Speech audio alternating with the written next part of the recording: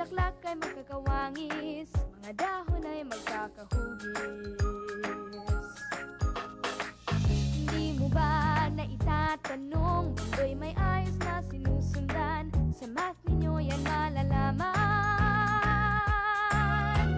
Halina, sumama na kayo, maglakbay, mag-enjoy, maglaro, tuklasin ang math sa buhay natin.